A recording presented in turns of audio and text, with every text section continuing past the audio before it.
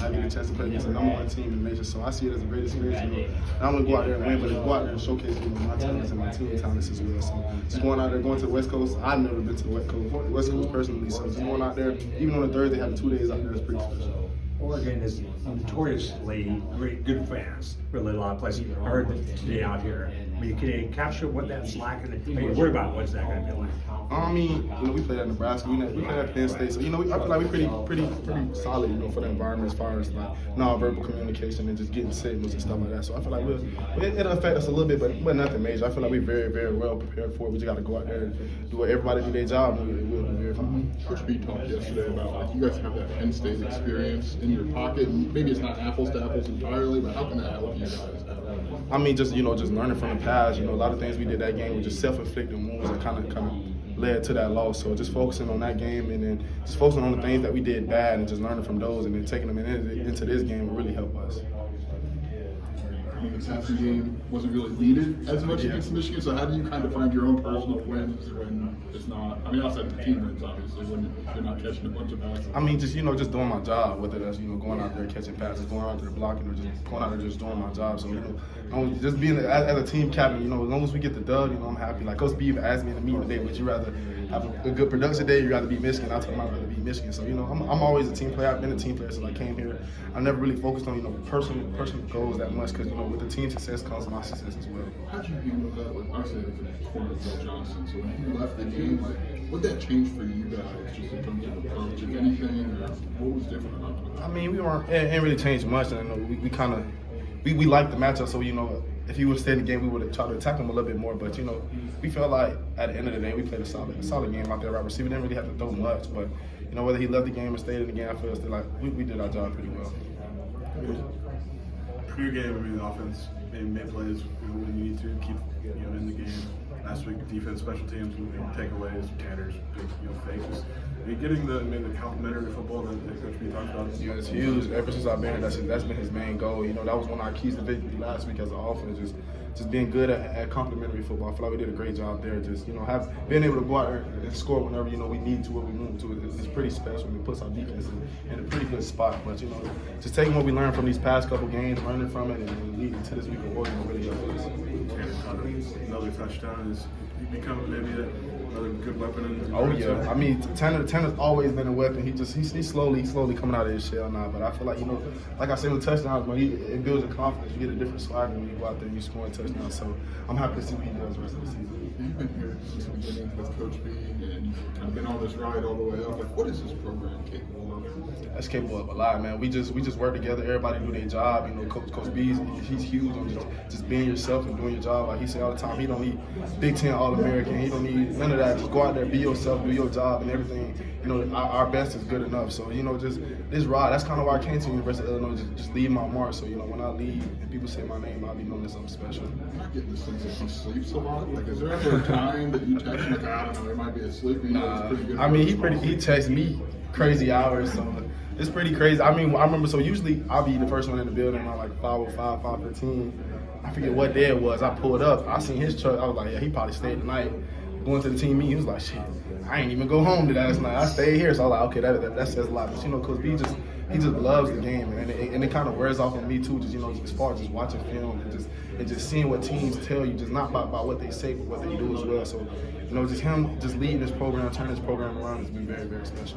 What do you like to accomplish in those early morning hours? You're the first one here. I'm the first one there. First thing I do, I come into the weight room, I stretch out a little bit, get on the switch wing, get a little vibration in. I go into the cold tub, just get that wake up, because it's early, so some got to wake you up. I'm not huge on the caffeine, so I just go in there in the cold tub and just sit under there for a minute, and then right after that, I go up to the film and watch a little film and get to the meeting. So just being productive and just doing as much as I can in my 24 hours. Has that always been your process? Oh no, just going through my first 3 years, just not having the success I wanted. Because we always say to get the place you never been, you got to do things you never done before. So I kind of just tried something new, just see I forget what speaker it was, but he was just saying do the most with your dash, with your lifespan. And just that kind of wore off on me. He said we all got the same 24 hours, but it's just up to us to use it how we want to use it. So I kind of took that in the fact and just waking up and being productive and just finding something to get better at every day. Really helping yourself. Big stage on Saturday against the number 1 team in the country. Does it fall on you guys as upperclassmen and captains to kind of keep the guys grounded? Oh yeah, I mean, like I said before, like we look at every team, you know, the same. We're gonna prepare the same for every team.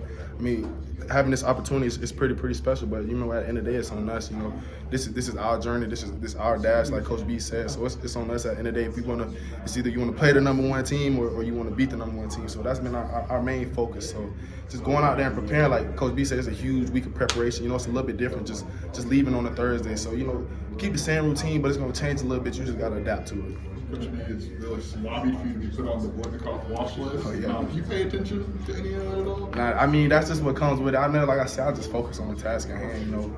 As far as that, as far as the league, like everything's gonna fall in place. You know, as long as I'm doing my job and the team has success, you know, everything else will fall in place. But you know, awards like that's pretty special. You know, just getting recognized for it would be awesome. But at the end of the day, I'm gonna still just go out there and ball. What's it mean to you that your head coach is finding any camera he can find and just speak that into existence? I mean, just it means a lot. You know, he's seen my growth from where I came in to where I am now, and he understands that like all the work I put in, and he feels like I earned something. But you know, at the end of the day, I'm gonna just keep my head down and work, and whatever happens, it happens.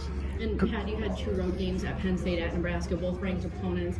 How are those games going to kind of help, you know, just get used to a hostile environment when you're going to Oregon? I mean, just a game like Nebraska, going into a great environment like that and coming out with a dub, and then just going into Penn State and just having the crowd affect our success as an offense. So those are 2 perfect games, you know, just to learn from the good and the bad. So it'd be a huge opportunity for us to go out there and just showcase our talent. Like Coach Money told us today, just got to be poised and the noise. We know it's one of the loudest stadiums, you know, in college football. But you know, it's nothing like going into somebody's home and beating them. So that's just been our main focus. If we go out there and do our job, I feel like we'll be fine. What do you like about maybe the early morning hours here? Just you. I mean, yeah, so just, you know, it allows me to come in and just focus on what I need to focus on without any distractions, you know. It allows me to kind of get my mind right for practice. So at this point in my career, you know, I used to, you know, just go through practice, just go through the motions a little bit. But now I've actually been, like, practicing how I'm actually going to play. Coach Steph actually get mad at me because I'm going a little too hard on the scout team. But, hey, he understands you're going to practice how you play at the end of the day. But just coming in early, just getting my mind right, I know it'll help me excel at the next level as well. Did it take you a little time to become a morning person? Oh, no. I pretty much, I started school in high school. My mom had me at 5:30, so I just had to rock 40 minutes of school. So I'm pretty used to it. I can't really sleep past 7:30. Coach Lundy talked yesterday about the complexity of the Oregon defense. He felt it's probably the most complex defense you guys have faced. What's that process of recognizing coverages and kind of getting on the same page with Luke? I mean, that's just been our main focus. Not only today, but it would be for the rest of the week. Just route details and just details all over the offense. Just going out there, doing your 1-11. All 11 guys go out there and do their job. You can't have 10 players and 1 player off beat because you know something's gonna happen. So he's just been focused on just the small details of what's gonna set you aside and help you come out victorious in games like this. Playing the number 1 team in the country can be daunting.